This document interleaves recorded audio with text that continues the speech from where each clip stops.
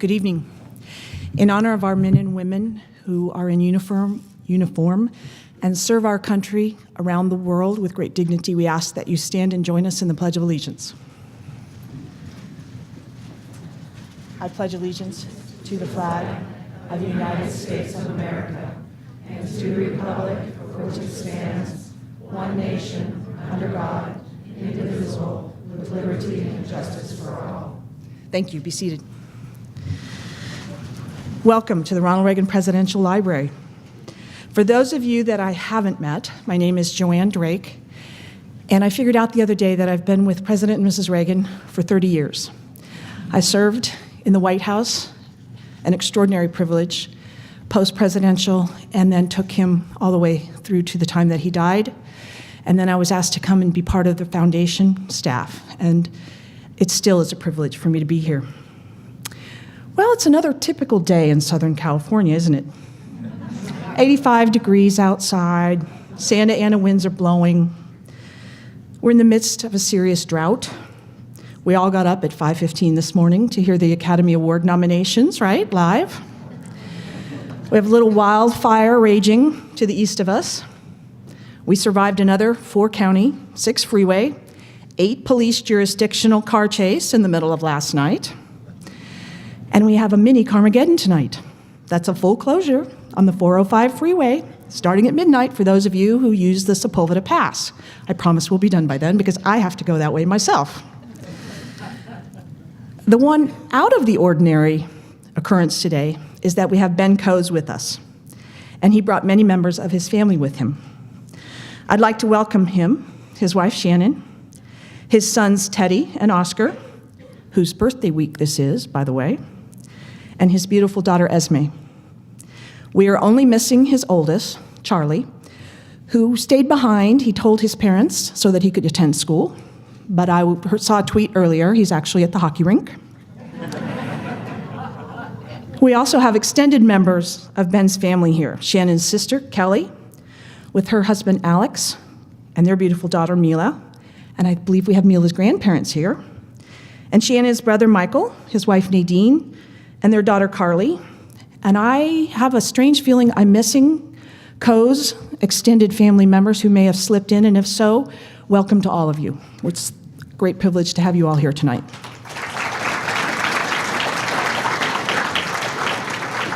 I'm guessing that if you're here tonight, you already know that Ben Coes is one of America's hottest young authors. I also hope that it means you've read at least one of Ben's books, and you're here to try and get him to tell you, and all of us, what happens next to his hero, Dewey Andreas.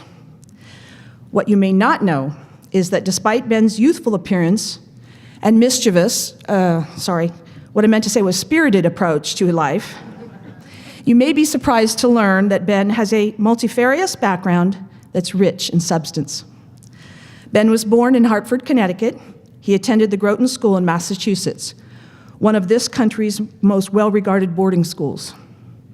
And then he went on to graduate from Columbia, where he was awarded the university's top writing prize, the Bennett Cerf Memorial Award. Now, I had the privilege of working with Ben when he started his professional career, when he served as an intern in the Presidential Advance Office of the Reagan White House. Now, I must tell you that we were all a little skeptical when Ben arrived, as he'd gotten his job through one of our senior staff members in the office, his uncle, Gray Terry. It became clear very quickly, though, that he had a bright future. But I think I can speak for my former colleagues, a few of whom are here tonight, that he brought a new level of intrigue to the White House even back then. Ben went on to serve as a speechwriter for the Secretary of Energy under President George H.W. Bush during the height of the Gulf War. He also wrote speeches for T. Boone Pickens. He worked on the Pete Wilson for President campaign in 1995, and I think that's where he met his roommate. And he was the successful campaign manager for the Mitt Romney 2002 run for governor of Massachusetts. Ben is the managing partner of the Mustang Group, a private equity firm out of Boston, and he's also a former fellow of Harvard University's Institute of Politics. So you see, Ben is not just some fly-by-night romance novelist whose days are filled with Delta Force operations. On the personal side, he's a fan of his kids, Elvis Presley, he even celebrates the king of rock and roll's birthday every year. He likes country music, pheasant hunting, hockey, bowling, playing just about any sport with his kids, cooking, enjoying a beer with friends, his kids. He loves his country, politics, sailing, music, Maine, and yes, his wife and kids. Something he's been intimately involved with lately, and he's not a fan of, is a house renovation, which explains why he's here with the whole family now and spent so much time in Lake Placid last week. He concocted some story, even with Facebook photos and tweets, that his oldest, Charlie, whom we do not have here tonight, was in some big international Canadian-American hockey tournament, just so that he could get away from the contractors. By the way, Charlie and his team won the silver medal and represented our country as well as any Olympic team. So congratulations to Charlie in absentia. Ben was recently spotted in Las Vegas, without Shannon, I might add. And when asked about this, he claimed he was doing research for his new book. And speaking of Ben's books, which is why we're here this evening, they've made the bestseller list on more than one occasion, and all of them are based on real and current national and international political scenarios. The U.S. reliance on foreign oil, Islamic jihadists, nuclear weapons in Iran, Pakistan, simple little topics. If you haven't read any of them, I do hope you will start with the first one, Power Down, so that you'll get a good feel for the hero, Dewey Andreas. I imagine you'll recognize more than one character's name in there. You'll be hooked very quickly, and you'll be scrambling to get copies of Coup d'etat, The Last Refuge, and Eye for an Eye. Probably even downloading it on your Kindle and iPad before you've left the room. In fact, you can get the hardcover of Eye for an Eye this evening back here if you don't have one already, and Ben will sign it. Ben's new book, Independence Day, is due out June 3rd. It already has 5 stars on Goodreads.com. It's set in Russia, and as hard as I have tried, Ben has resisted my requests to share the galleys.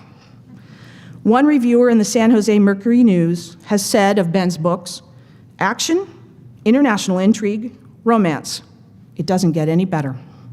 But Ben, honestly, why can you not leave Dewey alone to have a long and badly needed relationship with a beautiful woman?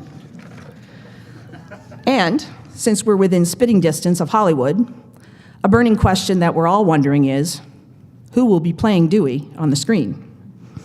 I understand there's a film agent in the audience tonight. Maybe we can get an answer to that one. As I was preparing my introduction for tonight, I started emailing my former White House colleagues to see if they had any tidbits or anecdotes or special stories that they thought might be appropriate to share. They had some, but they weren't appropriate to share. Frankly, I asked everyone who knows Ben to give me a nice story about him. No one had one. I bet Ben has a few, though, and it gives me great pleasure to introduce Ben Coes so that we can hear them. Ladies and gentlemen, Ben Coes.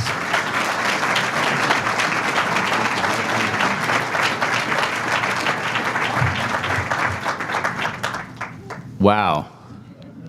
I'm not sure how I can top that, and I'm the one who's supposed to be giving the speech tonight. Thank you, Joanne, for that warm introduction. And before I start, I know you already said this, but apparently this is being simulcast, and I just want to say hello to my son Charlie out there, who is in Massachusetts. He did stay home for academic reasons and to play some hockey, apparently. Charlie, we're thinking about you. But thank you all for coming, and we almost didn't make it. This is a true story. For whatever reason, I was put in charge of purchasing the plane tickets out here, and I made the mistake of thinking that the Ronald Reagan Library was in Oklahoma. Don't ask me why, and we were fortunate enough to receive a tour earlier, a private tour. It turns out Ronald Reagan used to work in California. Apparently, he was governor. Up the road there in Sacramento, which is right outside of San Diego. The Golden State. Before that, he was a member of the Beatles. I did not know that. True story, he was their drummer before Ringo Starr came along. Not many people realize that. On a related note, and excuse me for being so shameless, but immediately following the speech, I will be selling 6 round-trip tickets between Boston and Tulsa, Oklahoma.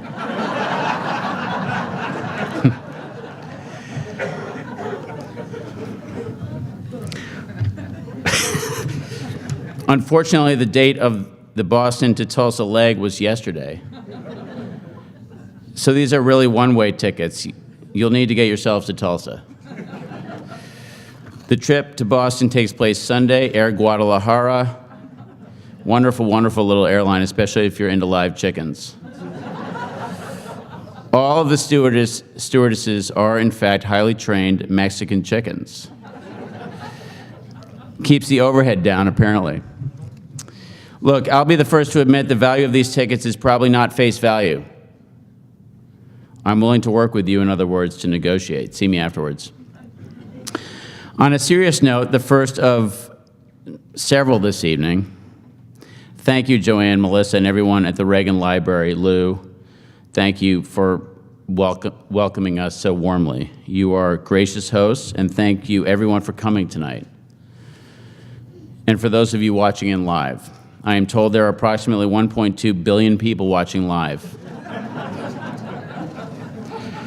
All over the world, and so welcome.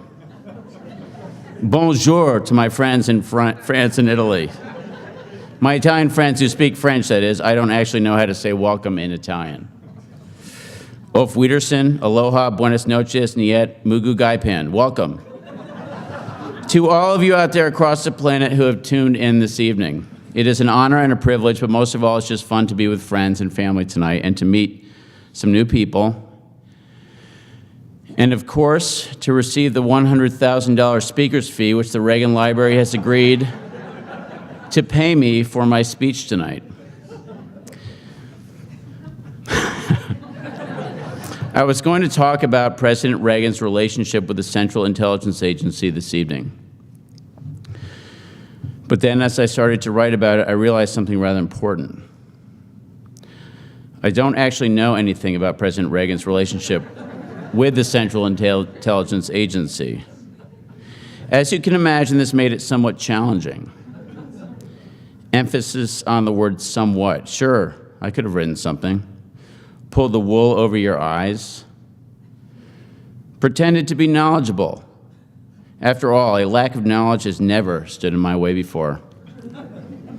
As a fiction writer and a former speechwriter, I knew all I needed was a thesaurus, Wikipedia, and a beer or two, and all would be well. But then, like a mystical revelation, I suddenly comprehended that I didn't need to consult some history book or Wikipedia entry. I didn't need to find my old friend, Mr. Roget, and his partner in crime, Mr. Anheuser-Busch. Rather, I could tell you all a story that actually happened.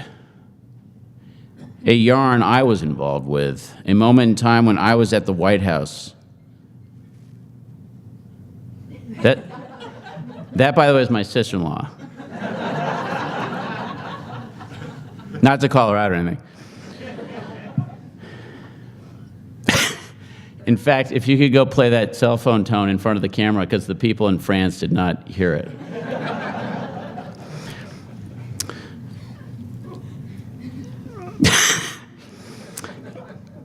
A flash in time that in retrospect may have changed history, an incident I witnessed, that I was a part of, dare I say, the protagonist. Who were the players, you ask? Let's put it this way. The Soviet Union, Ronald Reagan, and a certain young White House intern they called El Benjamino. You want to hear about it? Are you sure? Because it's about to get real, folks. I'm going to take you inside that hellish little thing they call the real world. The cutting edge, the tip of the spear. That dark hour when boys become men and White House interns must put down the Xerox paper, stop answering the phones, and act, lest the world as we know it come crashing down all around us. I can remember the day, the hour, the minute, like it was yesterday. Although I do have to warn you, I can't actually remember what I did yesterday.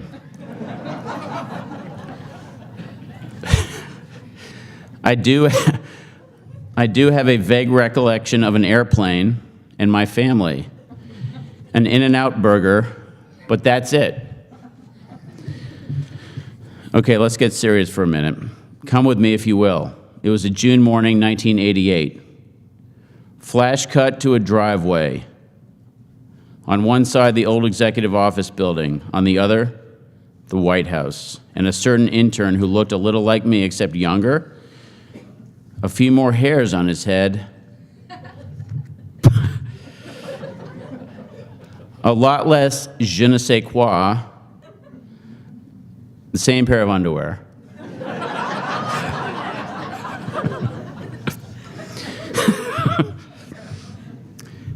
Espionage was in the air. A whiff of Cold War skullduggery. A scent of Gorby Ronbo mano a mano. Détente? Yeah, I don't think so. Peace? Not around here, comrades. Treachery and the promise thereof were as palpable as that red thing on Mikhail Gorbachev's forehead. The USSR, aka Big Red, was in chaos. G2 coming out of Moscow was trending negative, and we all knew it. Langley Trunkline was white hot with FYEOs, i.e. for your eyes onlys. NSA Thin Thread was flashing DEFCON 6.429. I'm not sure what any of that actually means, by the way. Gorbachev wasn't the problem, nor was a young KGB goon with a penchant for assassination named Putin. No, the problem was four very heavy pieces of luggage that needed to be carried to the presidential motorcade, one intern and not a lot of time. Crisis? Oh yeah. I was that lone White House intern that violent morning. You heard me, White House intern. When the proverbial bullets started to fly, and by bullets I mean pieces of luggage, who did everyone turn to, I ask you? I was standing there on the driveway outside the West Wing, the wing, as I like to call it, Le Pavillon, as Francois Mitterrand had once sardonically referred to it, according to several sources.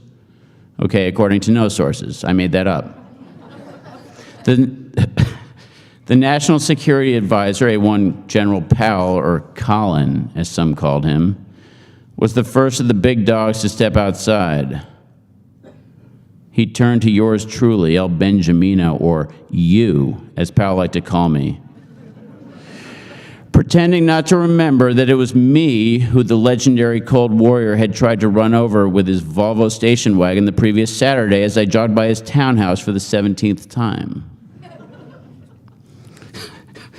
Powell had that look he got every time he saw me. That faraway look the moment when he realized I still worked at the White House despite his having fired me the day before. It was our little game, Colin and me, our little hunt for Red October, if you will. Me, Sean Connery at the helm of the submarine, Powell the torpedo. Anyway, old man Powell never liked it when I called him Powell or Colin. Thought it a bit too informal, I think. He preferred that I refer to him as Lord Powell of the Knight's Realm. His eyes were like sapphires that June day, staring at me across the sun-splashed morning fog. For we both knew the future of America, perhaps even the world, hinged upon the answer to his coming question. Yet before he could spit out his fiery command, White House Chief of Staff Howard Baker emerged. Howie, as I called him when his hearing aid was turned down.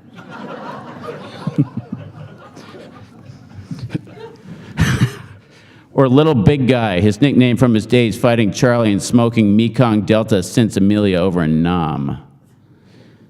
Actually, I'm not even sure he went to Nam. It's just fun to say Nam. Anyway, Baker looks at me, Coes, White House intern, his mouth opening, there to compete with the generals. About to bark an order that could make or break humanity. An order to moi, J. Benjamin Coes, interneth, White Houseieth. But no, hold on, no. It wasn't to be for either of the wily Washington power jockeys that cloud-covered Shakespearean summer morning.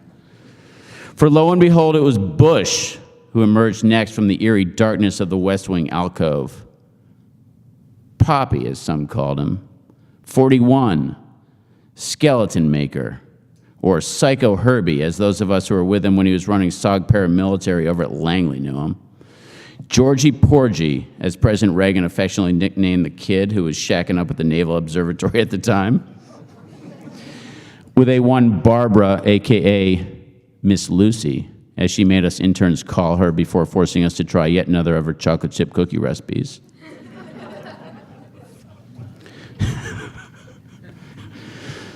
By the way, a little inside gossip for you, not to be repeated.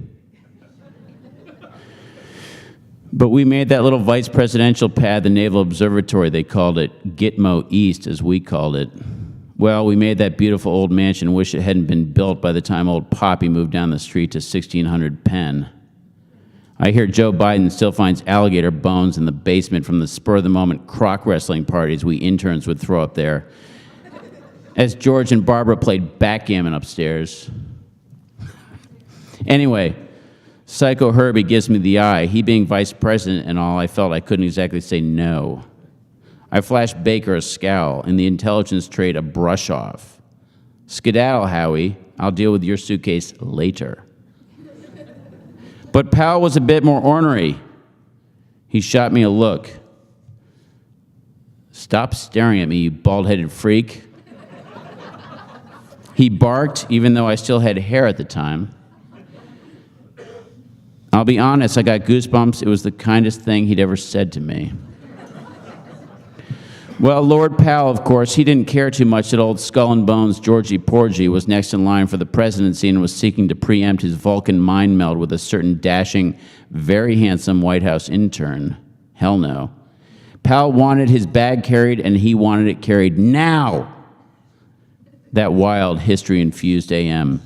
And it was then that the one they called Reagan came out of the West Wing. POTUS, as Aaron Sorkin and Rob Lowe and all those other Hollywood geniuses might have called him, had they been writing about the day, the moment, the lightning flash when history was visited upon yours truly.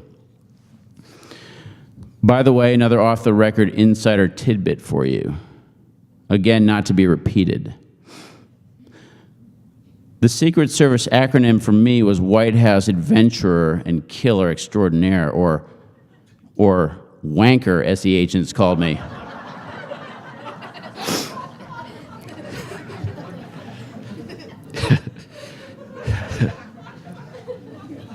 Well, ladies and gentlemen, those of us who were actually there, who actually worked at the White House, we would never have called President Reagan POTUS. Why?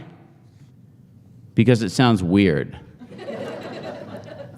Like calling your grandfather G-Pop, or your ex-girlfriend PK instead of Psycho Killer, which is what she was.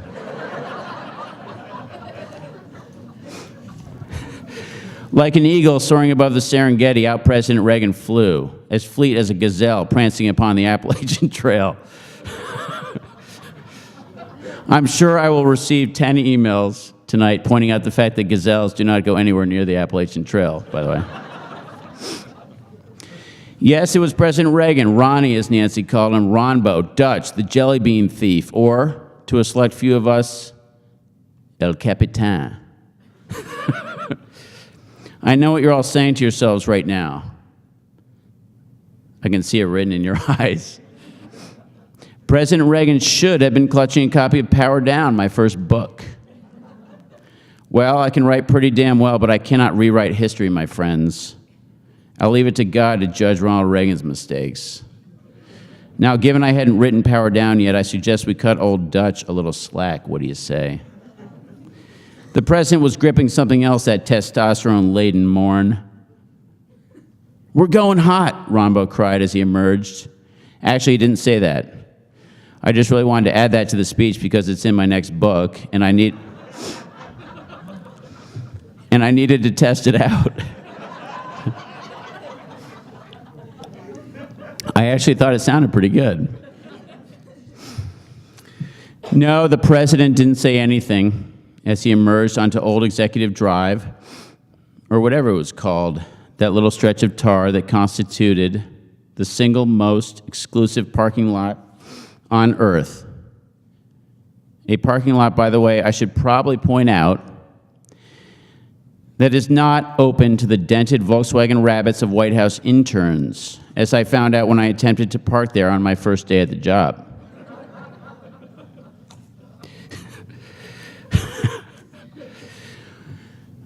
We all turned and looked at the president as he swiveled, swept his arm east-west, and looked for someone. Was it Lord Powell of the Knight's Realm? Little big guy? Psycho Herbie? No. It was none of the above, my friends. It was I he found that day, our eyes locking as the very freedom of the world dangled in the dewy, tear-filled mist. Ladies and gentlemen, I want you to know that I was in the middle of it all. I saw it go down. I was part of history. That PBS guy Burns should do a 90-hour documentary on it. It was a moment that reflected an era, a moment etched in time, like the hand-chiseled letters on the side of the statue that is being built of me and will soon be out in front of the library next to the one of President Reagan. Oh, I didn't mention that, Joanne? My bad. Let's put it on our to-be-discussed list. Anyway, back to the moment. A moment that, according to some analysts, okay, one analyst, may have changed history as we know it. "Excuse me," said the commander-in-chief. "Would you mind carrying this?" It was, I know you know by now, Ronald Reagan who won that battle of the Nebuchadnezzar, that Homeric joust upon the great plains of the little driveway between the OEOB and the West Wing. 'Twas his garment bag I picked up that historic day. Within 6 months, the Soviet Union had collapsed.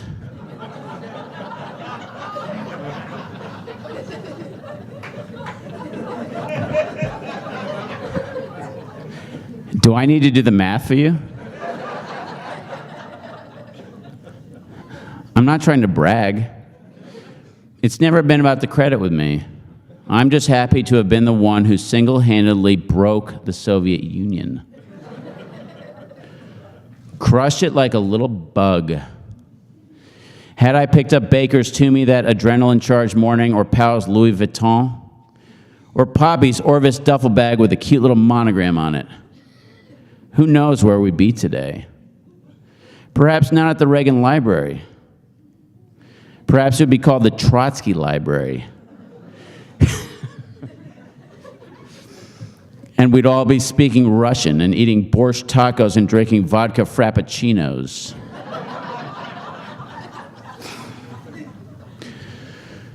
We'll never know.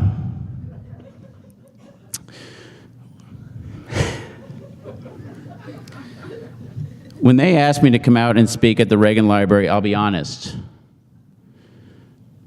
I thought they were kidding around.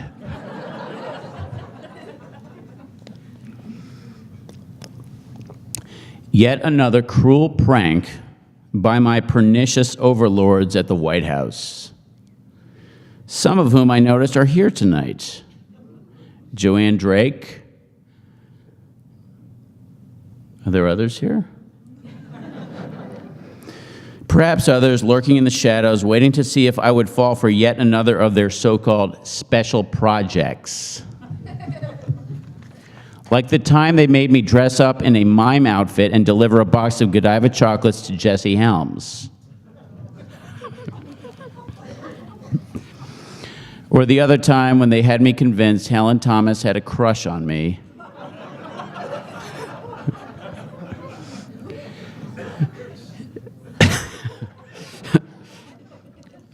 You need to know about this, Shannon. Had a crush on me and would be delighted if I was already in her hotel room dressed up like a fireman when she arrived.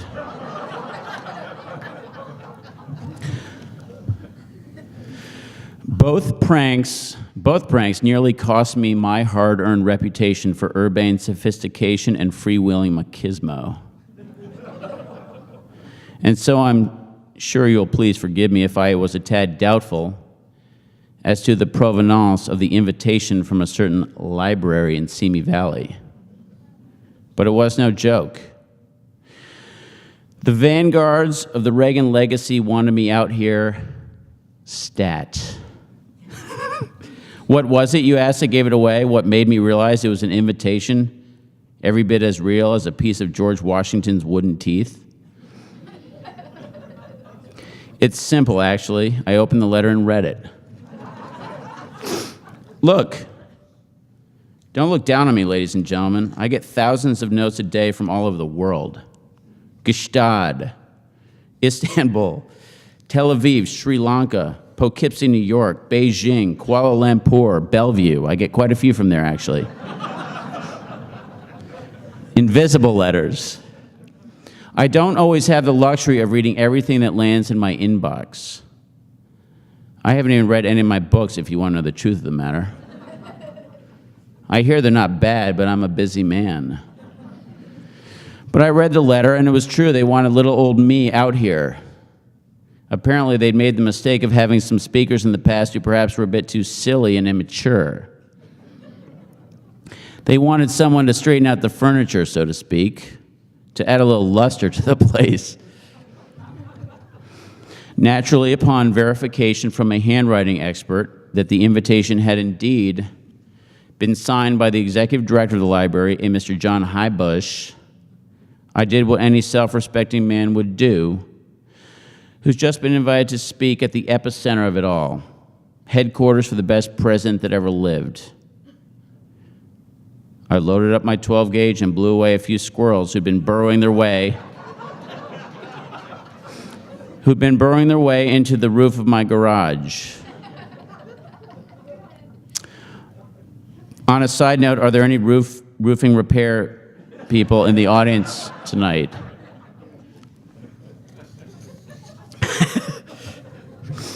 Now, many people come to the Reagan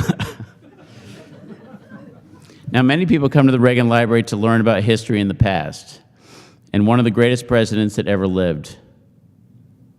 Others come because Joanne threatened them. For me, coming to the Reagan Library to deliver a speech has made me a little reflective. It makes me go back and look at that snapshot in time when I worked for President Reagan. When I worked at the White House, I felt like I had history in the palm of my hand. I knew politics backwards and forwards, up and down, left and right. Back then, I had no problem taking off the names of all 27 U.S. presidents. What? I knew everything there was to know about how Abraham Lincoln defeated the British back in 1492. I was practically an expert on the war between the Indians and the dinosaurs in what is now Louisiana, a state Quincy Jones purchased from someone at some point in time, which I would rather not detail at this particular moment for national security reasons, though I can confirm that it was sometime before World War II. Yes, I had a solid foundation of historical fact as I stepped into the White House for my first day as an intern. Back then, eBay, Google, Amazon, Facebook, Twitter, bencoes.com, those juggernauts of our new economy, all of them didn't exist. Al Gore was just beginning to lay out the intellectual blueprint for a nationless digital information metadata grid, which we now call the internet. Barack Obama had yet to take the historic world-saving actions precedent and deserving of the Nobel Peace Prize. Come on. That is funny. Leg warmers, Richard Simmons videos, berets, acid wash jeans, putting on your mom's wedding dress, they were all still considered cool. Hip, groovy. They were. As for me, I had yet to meet my wife, unless that was her working at the Cinnabon on 29th Street. Was that you, honey? I had yet to get married, to have kids, to get to know the wonderful people who are my parents-in-law, who, by the way, couldn't be here because they're on a luxury trip to New Zealand. I had yet to own a car with a 5.5-liter V8, 577 horsepower bi-turbo German engine, capable of reaching 140 miles per hour before I'd even finished typing my first text while steering with my knees.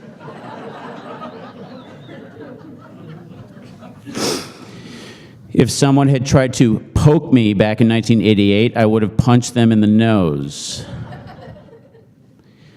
If someone had Googled me, the Tech 9 would have come out of my shoulder holster faster than you can say Wiz Khalifa. There were no iPods. If you wanted to go for a run while listening to music, you had to find someone who liked to sing out loud while they ran.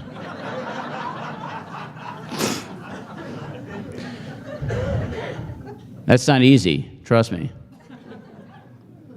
I just thank God Liberace lived in the same building as me and liked to go for the occasional jog. Cell phones were the size of toasters and only worked if you were standing within 3 feet of the person you were calling.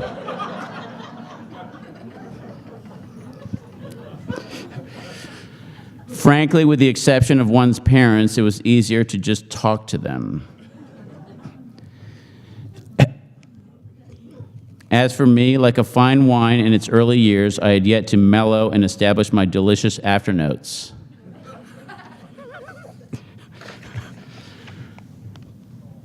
Back then, if someone didn't buy one of my books after the speech, I would have broken both their legs. Tonight, I'll only break your left one. Now, I know many of you don't want to be preached to. The last thing you came to hear was yet another sermon by some former Washington bone crusher and their time on the crimson-spattered front lines. I know you've already all seen Apocalypse Now, The Godfather, Bend It Like Beckham,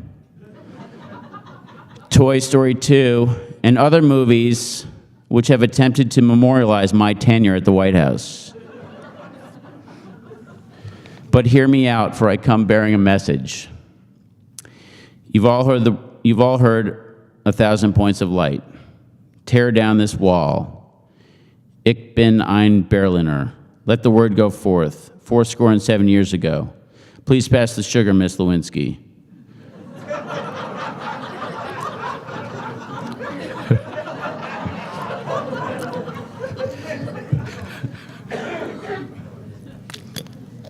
They are the words of presidents, words that live on in our collective imaginations, words that place a timestamp on our shared cultural and political history. And what those famous words made me realize as I sat down to write this speech, beyond the obvious fact that I had the maturity level of a 6-year-old, was something more serious. I realized that the words I have chosen to write, the books, the thrillers,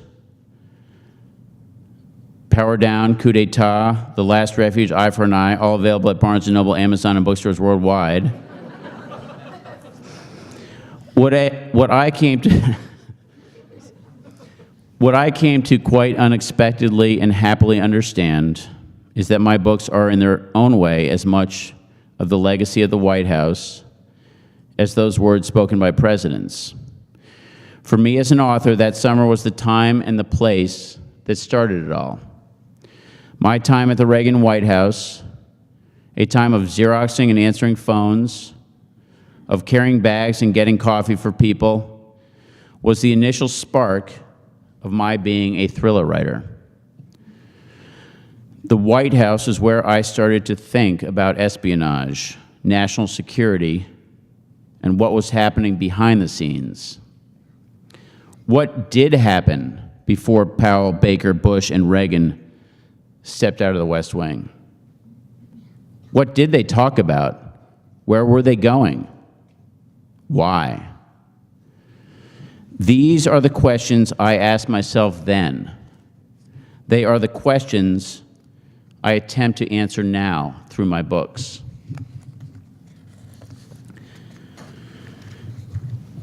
For the first time, I saw that the great men and women in charge were just the same as you and me.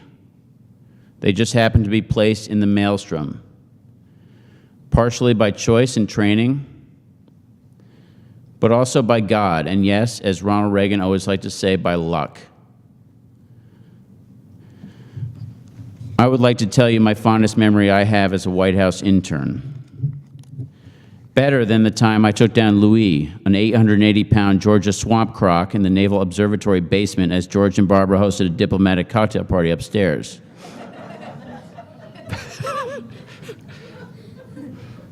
That, by the way, is my favorite line of the whole speech.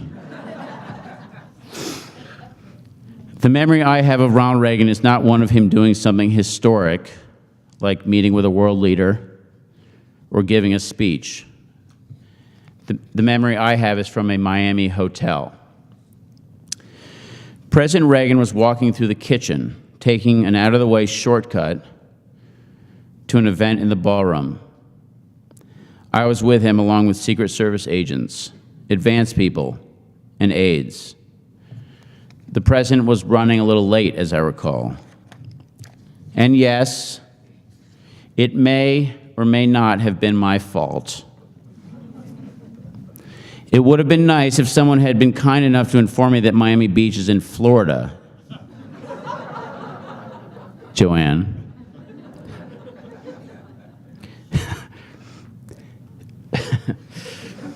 Anyway, at the sight of a group of hotel workers, janitors, and housekeepers, President Reagan stopped. He went over to them and made sure that he met them, every single one of them, shaking their hands. You could practically see all their hearts melting.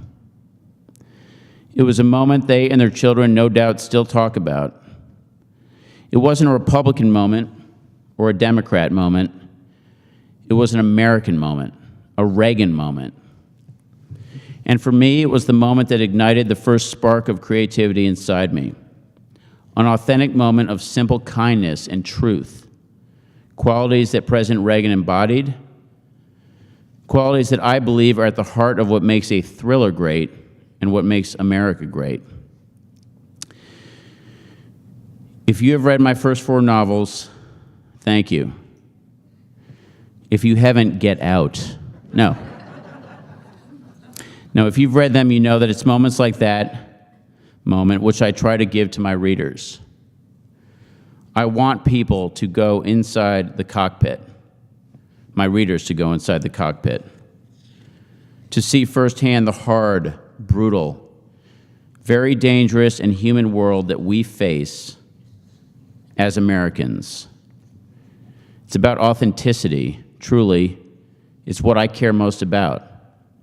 In all of my books, I spend a great deal of time trying to understand how the president, the White House, the national security apparatus would act in the face of threats.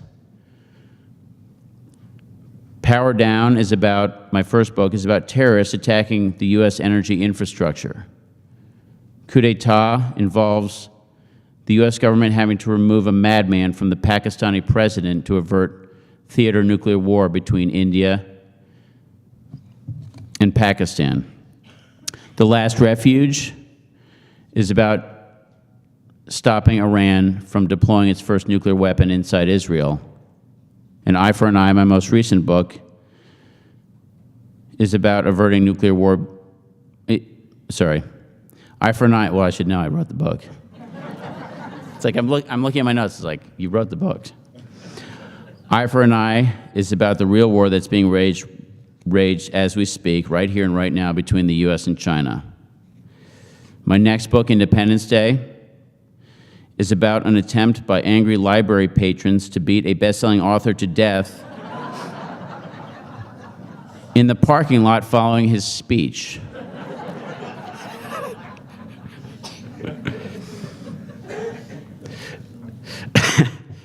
In the real world, threats to America and its allies are faced by human beings, just like you and me, who must deal with ambiguous information, constant fatigue, unreliable data,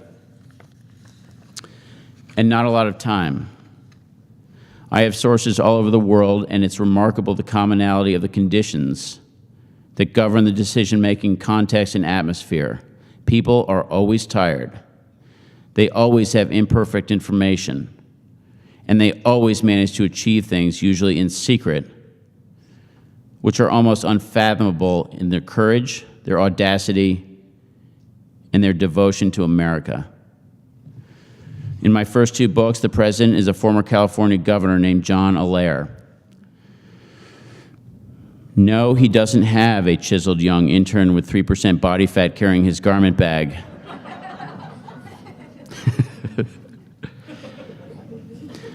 But he does have many of the same qualities I, for one, saw in Ronald Reagan. He cares about people. He has beliefs that are not based on what some pollster tells him. He's loyal. And above all, he's willing to take risks in order to achieve what is right for the United States of America. Having the chance to write about your political hero is a privilege and a feeling I cannot even put into words.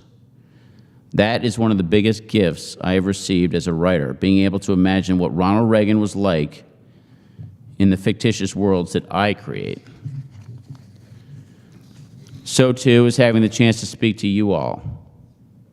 The simple joy at reconnecting with old friends, reconnecting because of my books like tonight, has been a gift and a privilege I never imagined.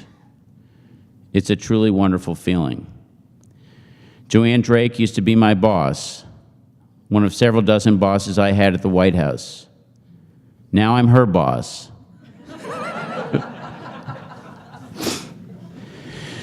You need to talk to Highbush, Joanne. He made the call, not me. I just do what I'm told. The other feeling I never anticipated, I have to tell you in closing, is a deeply personal one. The chance to get up early, to go downstairs, to start writing, to work away early in the morning, and then to hear the little footsteps of one of my kids as they come sleepily down the stairs, across the hallway, and plop down next to me in their pajamas to watch me write. People come to this library to thank Ronald Reagan for his leadership, but I come to thank him tonight for those mornings. Ladies and gentlemen, thank you for coming tonight.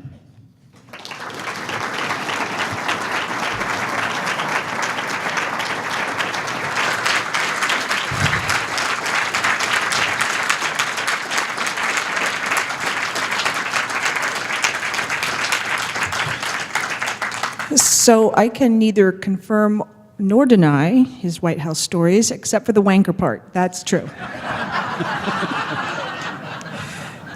And I did hear a rumor that Ben is hosting Saturday Night Live this week because JT is not available. Seriously, thank you. It's been a long time since we've had that many laughs at an event like this. Ben has agreed to take questions as long as you have them. And so we have a microphone, and it's really important that if you have a question that you speak into the microphone. We are live streaming, and it needs to be put into the sound system. So if you raise your hand if you have a question, and we will deliver a microphone to you. Okay, don't be afraid. Here we have one right here.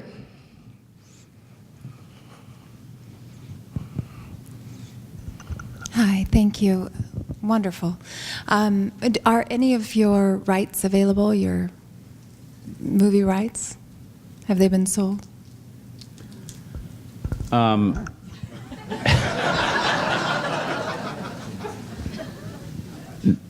If you want to ask the guy over there, the cute guy in the Actually, the guy sitting next to the cute girl in the red dress, that's actually my film agent, Chris. The short answer is one of them is being made into an adult-themed. No.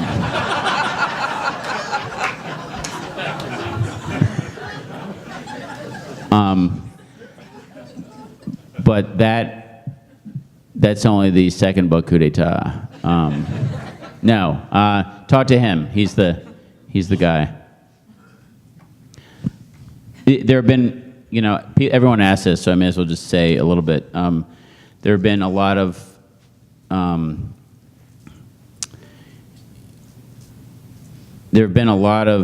things that have occurred on that side, but what I decided early on is that I would not, sell options on my books unless I really, I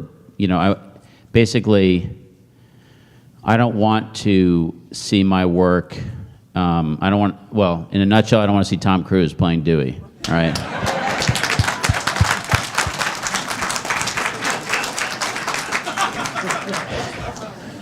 And I want to see them made. And so a lot of times options will be, you'll receive an option and it will sit there on someone's desk for 3 years and then nothing happens. And, the percentage of options that get made into celluloid is what? It's like less than 1% or something like that? Or it's crazy. So, and I think for me that it's important for me to, I don't want to do that. I would. So what Chris spends a lot of time doing is trying to get that done. So if you want to talk to someone, that being said, we will sell them, and we will sell them for a very cheap price tonight. No, that being said, not just get on my soapbox, but that being said, do you have your checkbook? Anybody else? Back here?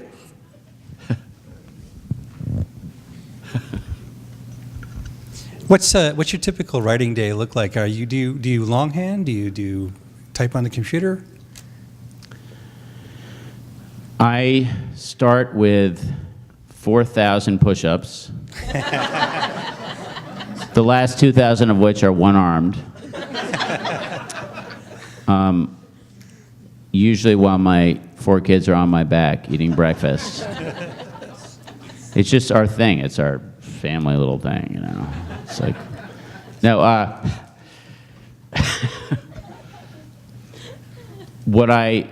the best writing days, they tend to vary in their length and duration, but what I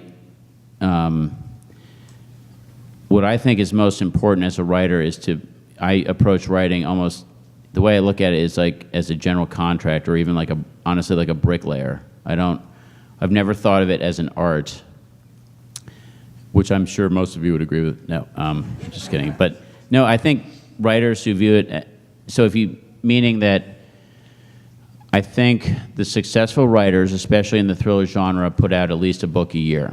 And I think that in order to do that, you have to treat it as a job, and it's not, yes, it might be technically a white-collar job, but the way I look at it is more, if you've read my books, I have a big affinity with the blue-collar side of this world, and that's the way I look at it. I view myself as kind of a guy, a lumberjack, and I go out and I get up every morning and I need to saw down trees. And so for me, what I try to do is write 5 pages a day. And sometimes those pages are good and sometimes they're not, but if you write 5 pages a day, at the end of 30 days, you've got 240 pages. I'm kidding, those. Sorry. I can't resist.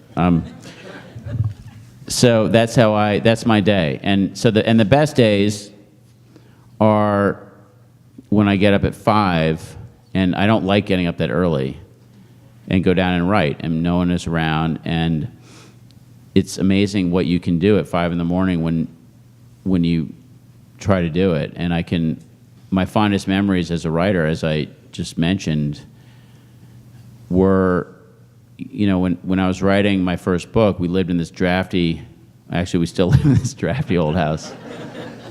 we live in this drafty old house. And our house in Massachusetts, which is being renovated, but prior to this renovation, if you went down there on a cold winter morning, say it was like 20 degrees outside, it'd be like 50 inside the house with the heat going all night. So it was not unusual to walk into our house at 6 in the morning or 6:30 before school and see the entire Coes family in hats, gloves, down vests, ski pants, eating breakfast. So I get up, go down, write, and Shannon would always get up and make coffee or something like that, and one of my kids would take me the cup. And so those are the best days when you start early, and I've never kind of stuck myself off to the side because I always felt like if I was going to do it, I didn't want to create something separate from my family, because I think, I didn't want it to be my golf, if you will. I didn't want to go and take time away because, your kids are only young once, and I love being around them, and they're funny and sometimes annoying. But usually funny, so I wanted to do something. So I literally, sometimes if you'll come in and see me writing in the morning, there are footballs flying around, there are kids playing hockey inside the house, yelling, Shannon's yelling at them to get ready for school, and I'm just sitting there writing, and I don't know how I get it done. And you can always tell how annoyed I am, though, or like if something makes me mad one of those days, because whenever that happens, that's when I kill someone in one of my books. So it's a virtual direct correlation between death count and times I've been annoyed.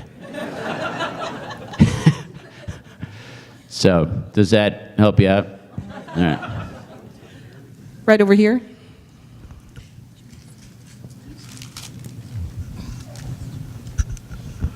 Quick question. How do you manage, and what is the source of your creativity?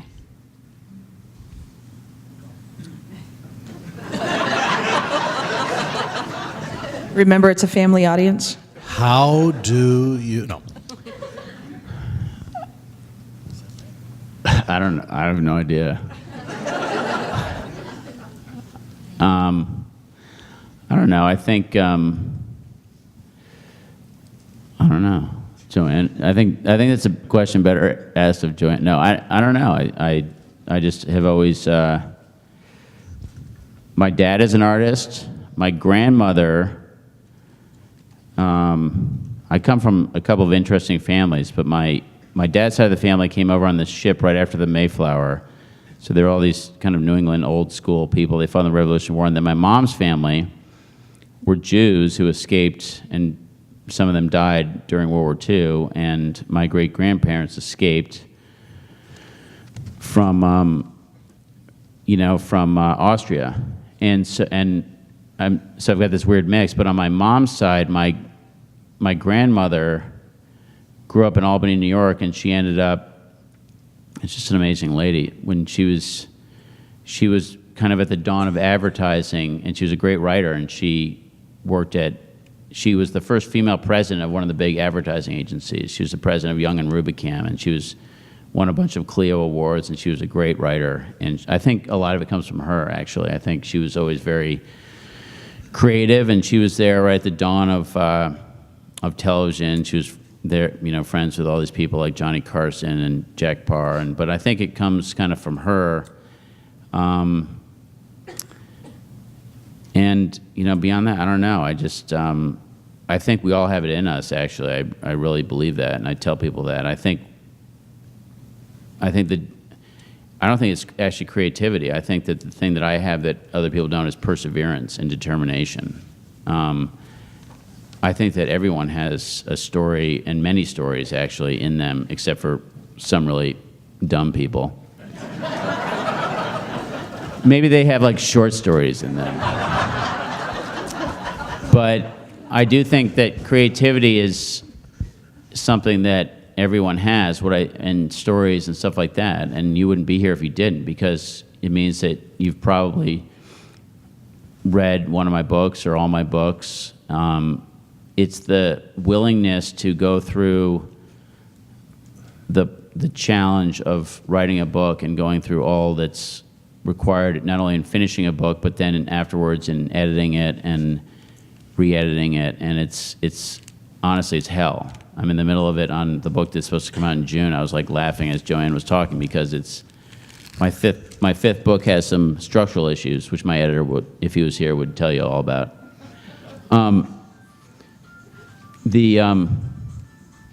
So I really think that's actually the thing that I probably have that's a little bit unique, is that, I mean, I think if I set my mind to something, I think it's hard to stop me, and no matter what. And it's not the creativity; it's that part of me, if that makes sense.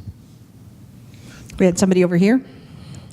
Question: how many squirrels you take out that day when you open the letter? No, seriously. Is there a story behind picking the name Dewey Anders? A little bit. There was. I went to Columbia, and there was a friend of mine whose name I thought was really cool and that person's name was Dewey, and I stuck with it. And that person's name actually was Dewey Ongaro. And I don't tell many people this, but I'm going to tell you, but it's actually a girl. And she is now she's like the queen of some country. I mean, she's a good looking girl. She married like it's like, not Liechtenstein, but like some country over there, like Monaco or something. And anyway, her name was Dewey Ongaro. So, and I thought it was a cool name. And then right before publication of my first book, I happened to mention to my editor that, what I'm telling you right now, and he's like, "You're telling me there's someone else out there with a name?" I said, "Yeah." And you're telling me that she's like royalty and has, however much money behind her? I'm like, "Yeah." I forgot to tell you. I was actually kind of embarrassed because it was like a girl's name. So anyway, then we had to scramble to figure out another last name, and that's how I chose the second one. But Dewey has always been that name, and I just thought it was a cool name because I thought, I don't know why, I just liked it. But that was where it came from. Back there has been raising their hand. First, I'd like to say I've read all of your books and listened to all of your books, and I thoroughly enjoy them. I'd like to know if you're going to keep Dewey and Hector Calabrese around for a while. Yes. Yes! But I will tell you that I'm not sure what's going to happen, but I'm starting a related series, actually, and I'm going to try to put out 2 books a year. And there's going to be a commonality of some characters, including Hector Calabrese and the president. And this series will involve is a domestic-oriented plot. So, and I think people are going to be psyched about it because I'm really psyched about it. I think it's really, really, really cool. So, and coincidentally, it does involve squirrels. It's animated. And no, I'm kidding. It does involve crocodiles, though. No, so thank you for saying that. I like the audiobooks too. The Peter Herman. If you haven't listened to the audiobooks, the guy who does them is on Law and Order, and he is really, he's great. And but thank you for saying that. I appreciate it. Up here? Right near the pole, yeah. Thank you. Were any of your teachers instrumental in your becoming a writer? That's a great question. Yes. Next question.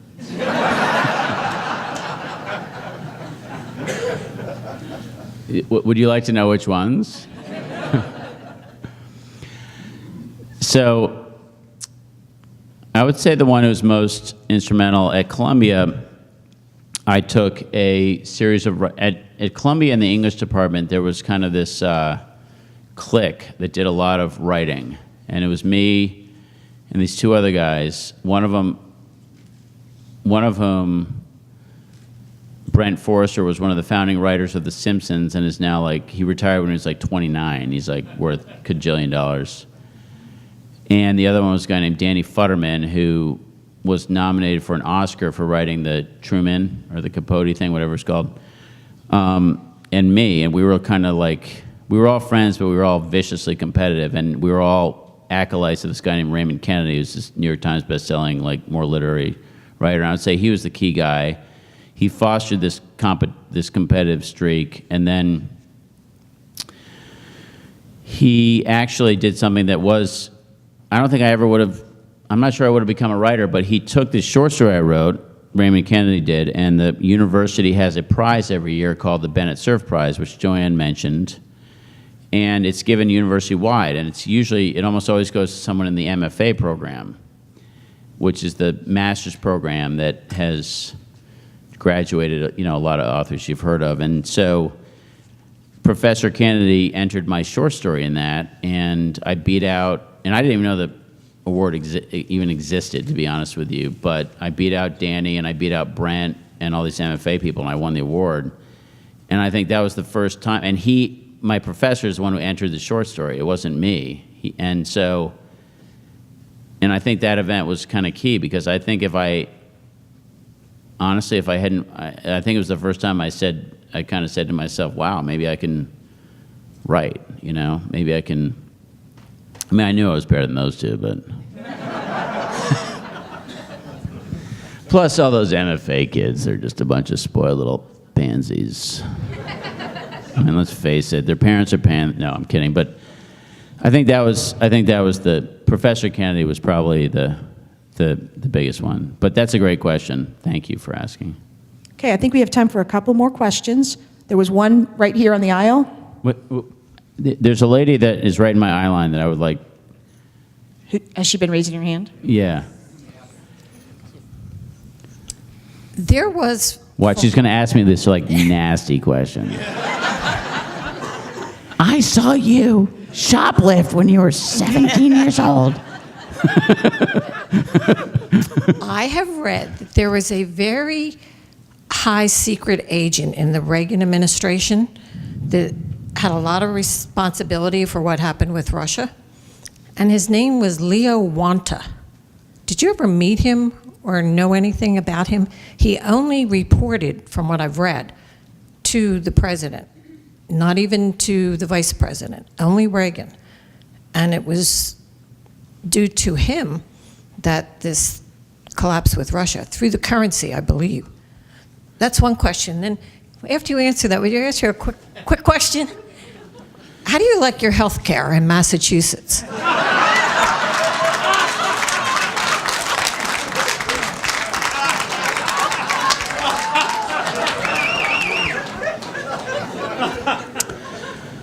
Leo we used to call the Night Stalker. He would only visit the president at night. No, I'm kidding. I've never heard of him. My healthcare's fine. I go to the doctor, they fix me up, and my insurance company pays it, and I don't, it's funny because I was involved in politics, but I go out of my way to avoid political conversations at all costs, because I've lost a lot of hope in politics, unless someone like Ronald Reagan comes along again, because I think that there are just too many sides and too many angles. So yes, I know Mitt created healthcare, and people are mad, and I work for Mitt, and I love Mitt. I'm close to him. But I think that it's fine. Blue Cross, pay the bill. So but I don't really have a. I know this. You might not want to hear this. I don't have a big overarching opinion on most things political because I find that it. I mean, I enjoy talking to people. And I just no matter what side of the aisle they're from, and I enjoy getting to know people. And I feel like sometimes the issues, like if you come at it, and I think it works both ways. I mean, there's so many people who are just psychotic about Obama and how great he is. Like my mom is that way. And you can't talk about politics because it doesn't matter what you think, everything is in this prism. And I think it works on the Republican side of the ledger too. And for me, I'm not saying I'm a centrist. I'm to the right of Attila the Hun, to be honest with you. I'm like, but that being said, it's, to me, I find that I'm a lot happier when I just don't talk about things, you know what I mean? Because I think it always leads to arguing, and I don't really like arguing very much, except with my wife. Okay, I think we have one last question right here. I mean, I'll take them all. I know, but we have to sign books too. Thank you very much. Your research, where do you go for that? The number one, if you've read my books, a lot of it is based on my own background and experience. I've worked in government and politics. I've worked in finance, and number one. Number two, I would say that I try to go to the sources of the information because I feel that authenticity is very important. And I think that it's amazing the number of sources that have come out of the woodwork, less because I've tried to find them and more because they've hunted me down and pointed out, hey, I have a source I have a number of sources at Langley. I have a number of sources at the National Security Agency.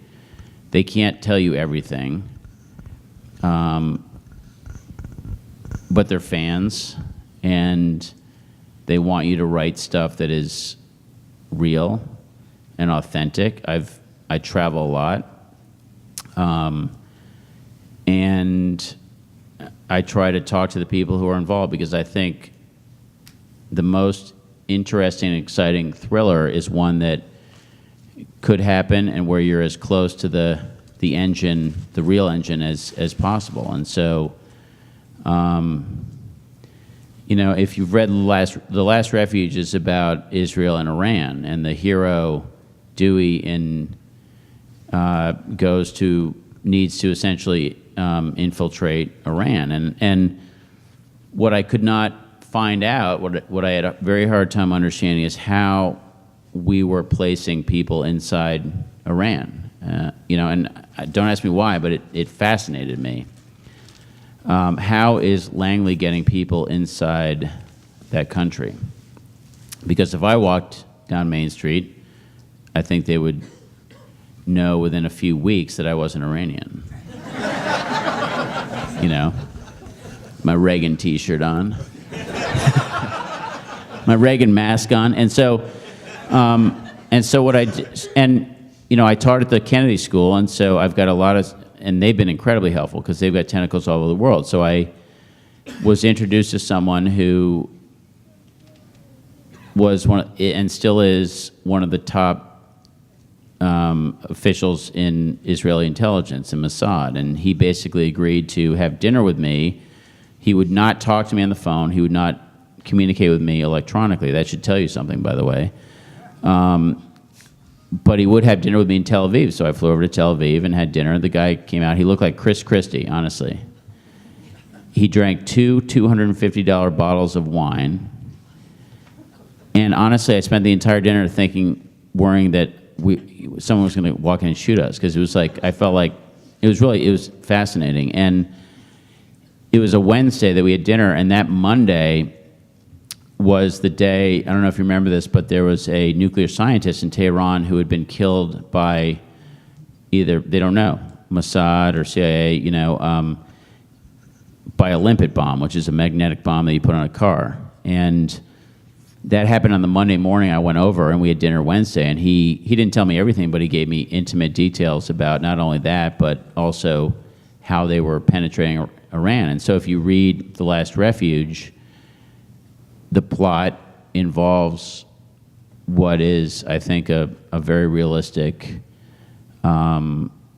blueprint of how we are penetrating that country. And so I think, to me, that's probably, that's a good example of, I think, what is decent research instead of just making it up. And honestly, what I do compared to what real journalists do is nothing. I mean, those guys are a lot, I think, braver, and they're not 1/100th as brave as the soldiers who are out there. So I don't want you to think that I think I'm some kind of super duper brave guy. But I think it's important to get out and see and get as close to the truth as possible. And so I try to do it. Thank you. Okay, so we have the final portion of our program this evening. First of all, thank you, Ben. That was really extraordinary.